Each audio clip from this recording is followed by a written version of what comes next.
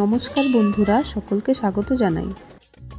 আজকে আমি খুবই সহজ ও সুস্বাদু তালের বড়ার রেসিপি আপনাদের সঙ্গে শেয়ার করছি।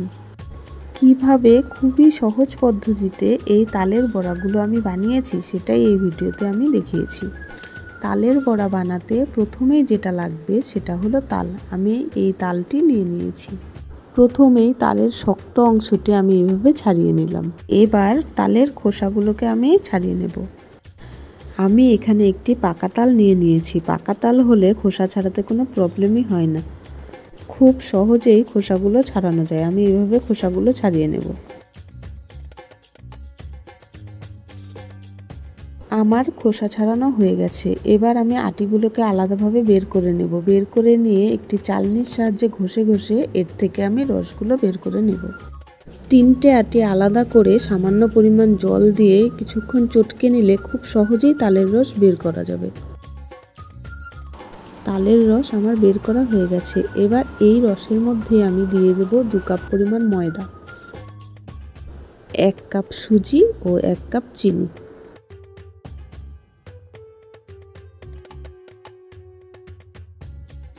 এবার আমি এই সবগুলোকে খুব ভালোভাবে মিশিয়ে একটি ব্যাটার তৈরি করে নেব। বেশ কিছুটা সময় ধরে এটাকে মেখে নিতে হবে যাতে কোনো দানা না থাকে। হাত দিয়েও এটাকে মেখে নেওয়া যেতে পারে। এবার বেশ কিছুটা সময় ধরে এটাকে আমি ফেটিয়ে নেব যাতে বড়াগুলো খুব নরম ও তুলতুলে হয়। এবার চলে যাচ্ছি ফাইনাল স্টেপে। একটি কড়াই বসিয়ে দিয়ে তাতে রিফাইন্ড অয়েল দিয়ে দেব।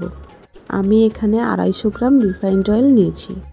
আমি ব্যাটারটা খুব ঘনও করিনি আবার খুব পাতলাও করিনি। এভাবে হাতে করে অল্প পরিমাণ ব্যাটার তুলে নিয়ে গোল গোল করে বড়ার আকারে গরম তেলে ছেড়ে দিতে হবে। এ সময় গ্যাসের ফ্লেম একদম লো করে দিতে হবে। হাই ফ্লেমে কখনোই বড়াগুলো ভাজবেন না, তাহলে কি হবে, উপরটা পুড়ে যাবে আর ভেতরটা কাঁচাই থাকবে।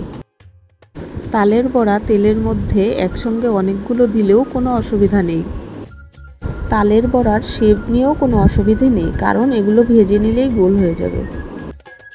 তোমরা দেখতেই পাচ্ছ কি সুন্দর গোল হয়ে গেছে সব, একদম বলের মতো সবগুলো ফুলে উঠেছে। উল্টে পাল্টে বেশ কিছুটা সময় নিয়ে এগুলোকে ভেজে তুলে নিতে হবে। যেহেতু আমি ব্যাটারটা বেশ কিছুটা সময় ধরে মিশিয়ে নিয়েছিলাম, তাই সবগুলো বড়াই সুন্দরভাবে বলের মতো ফুলে উঠেছে। এভাবে একবার আপনারাও বাড়িতে বানিয়ে দেখবেন, দারুণ হবে খেতে। আর যাকে বানিয়ে খাওয়াবেন সেও আপনার প্রশংসা করবে সবসময়। আজকের মতো এখানেই শেষ করছি। চলে আসবো নতুন কোনো ভিডিও নিয়ে। ভিডিওটি ভালো লেগে থাকলে অবশ্যই আপনারা লাইক, কমেন্ট এবং সাবস্ক্রাইব করে পাশে থাকবেন। ধন্যবাদ বন্ধুরা।